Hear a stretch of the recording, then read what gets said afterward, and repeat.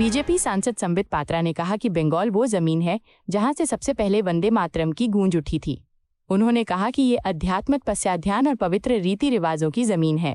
पात्रा ने कहा कि मुझे बहुत दुख के साथ कहना पड़ रहा है कि ममता बनर्जी के राज में इस जमीन का राज एक परेशान करने वाला मोड़ ले चुका है।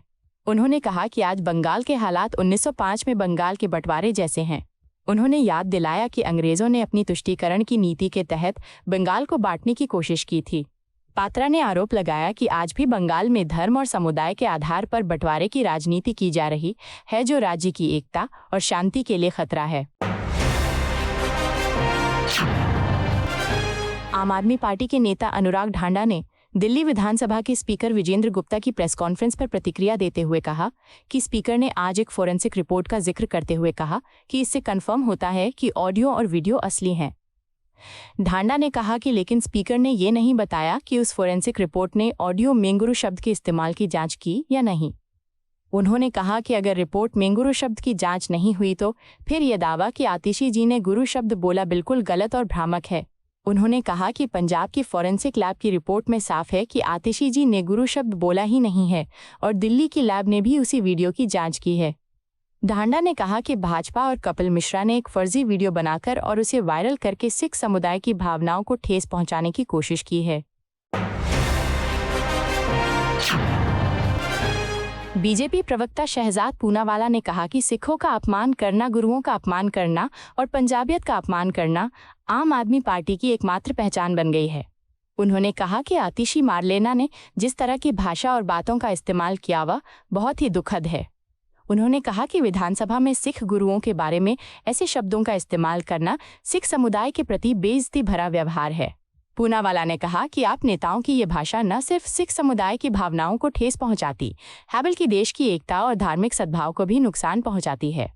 उन्होंने मांग की कि आतिशी को तुरंत सिख समुदाय के सामने माफी मांगनी चाहिए और विधानसभा में अपनी भाषा के लिए खेद जताना चाहिए। उत्तर प्रदेश के मुख्यमंत्री योगी आदित्यनाथ ने चंदौली में एकीकृत न्यायालय परिसर के शिलान्यास समारोह को संबोधित किया। इस कार्यक्रम में भारत के मुख्य न्यायाधीश न्यायमूर्ति सूर्यकांत की उपस्थिति में चंदौली समेत प्रदेश के 6 जिलों में बनने वाले इंटीग्रेटेड कोर्ट कॉम्प्लेक्स का शिलान्यास किया गया। मुख्यमंत्री ने कहा कि चंदौली में बनने वाला इंटीग्रेटेड कोर्ट कॉम्प्लेक्स लगभग 286 करोड़ रुपए की लागत से तैयार होगा।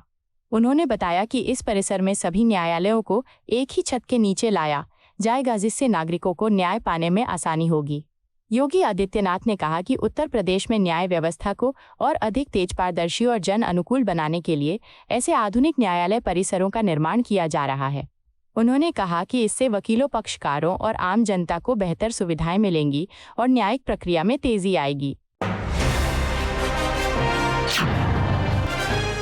मध्य प्रदेश के मुख्यमंत्री मोहन यादव ने भोपाल गैस त्रासदी पर कहा कि हमारी सरकार ने कोर्ट और उसके कामकाज को जिम्मेदारी से मैनेज किया है और हम इस घटना से प्रभावित सभी लोगों के साथ खड़े हैं, जिनमें वे लोग भी शामिल हैं जिन्होंने दुखद रूप से अपनी जान गंवाई। उन्होंने कहा कि जिंदगी के उन मुश्किल पलों में सरकार पीड़ितों के साथ है और उनके लिए हर संभव सहायता जारी रखेगी। मुख्यमंत्री ने कांग्रेस पर निशाना साधते हुए कहा कि कांग्रेस ने एक के बाद एक गलत काम किए। उन्होंने कहा कि पहले कांग्रेस ने इस इलाके को छोड़ दिया, इसे नजरअंदाज कर दिया और जहर को रहने दिया सिर्फ उसके निपटारे में देरी करने के लिए। दिल्ली बीजेपी के अध्यक्ष वीरेंद्र सचदेवा ने कहा कि आज विधानसभा के स्पीकर ने 6 जनवरी को की गई आपत्तिजनक टिप्पणियों वाले वीडियो की फॉरेंसिक जांच रिपोर्ट पेश की है। उन्होंने कहा कि उस रिपोर्ट से साफ पता चलता है कि आतिशी ने गुरु साहिबान के खिलाफ अभद्र टिप्पणी की थी। सचदेवा ने कहा कि मैं हैरान हूं कि कैसे पूरी पंजाब सरकार पंजाब की अदालतों को गुमराह कर रही है। उन्होंने आरोप लगाया कि पूरी पंजाब सरकार आतिशी की गलतियों को छिपाने के लिए किसी भी हद तक चली गई है। उन्होंने कहा कि आतिशी की टिप्पणी सिख समुदाय की भावनाओं को ठेस पहुंचाने वाली है और विधानसभा जैसे गरिमामय मंच से ऐसी भाषा का इस्तेमाल अस्वीकार्य है। सचदेवा ने मांग की कि आतिशी को तुरंत सिख समुदाय के सामने माफी मांगनी चाहिए और विधानसभा में अपनी भाषा के लिए खेद जताना चाहिए। उन्होंने अरविंद केजरीवाल पर निशाना साधते हुए कहा कि उन्हें इस मामले पर जवाब देना चाहिए। AIMIM प्रमुख असदुद्दीन ओवैसी ने ओडिशा के बालासोर में SK मोहम्मद की मॉब लिंचिंग की घटना पर तीखी प्रतिक्रिया देते हुए कहा कि जहां एक व्यक्ति को गौ रक्षकों द्वारा मार दिया गया वहां की घटना निंदनीय है। ओवैसी ने कहा कि ओडिशा में बीजेपी सत्ता में है और दुर्भाग्य से इस घटना के बाद पहले पीड़ित और ड्राइवर के खिलाफ ही FIR दर्ज की गई। उन्होंने कहा कि सिर्फ सोशल मीडिया के दबाव के बाद ही हत्या का मामला दर्ज किया गया, जो राज्य की कानून व्यवस्था की विफलता को दिखाता है। उन्होंने आरोप लगाया कि जहां भी बीजेपी सत्ता में है वहां ऐसे तत्वों को लोगों को रोकने, पीटने और यहां तक कि मारने का लाइसेंस दिया गया है। ओवैसी ने कहा कि ये न सिर्फ निरीह लोगों के लिए खतरनाक है बल्कि देश के लोकतंत्र और संवैधानिक मूल्यों के खिलाफ भी है। उन्होंने मांग की कि बालासोर की घटना में शामिल सभी लोगों के खिलाफ कठोर कार्रवाई की जाए और पीड़ित परिवार को न्याय दिलाया जाए। पंजाब के मुख्यमंत्री भगवंत मान ने केंद्रीय गृह मंत्री अमित शाह से मुलाकात के बाद कहा कि पाकिस्तान के साथ पंजाब की अंतर्राष्ट्रीय सीमा 532 किलोमीटर लंबी है। उन्होंने बताया कि सीमा पर लगी फेंसिंग हमारे ही इलाके में है। कई जगहों पर ये 2-3 किलोमीटर अंदर तक बनी हुई है।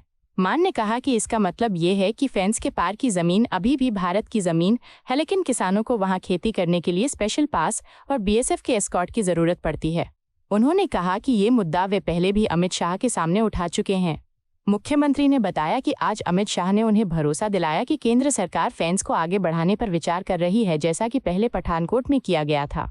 उन्होंने कहा कि अगर फेंस आगे बढ़ाई जाती है तो किसानों को अपनी जमीन पर आसानी से खेती करने का अधिकार मिलेगा और सीमा क्षेत्र में उनकी सुरक्षा भी बेहतर होगी।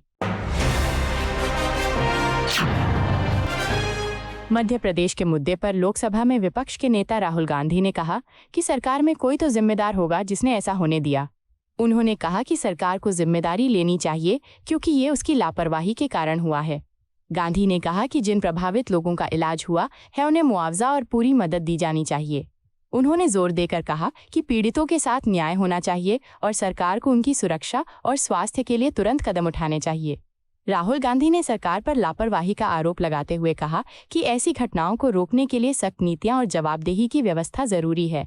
आपको यह वीडियो पसंद आया हो तो इसे लाइक करें, हमारे चैनल को सब्सक्राइब करें।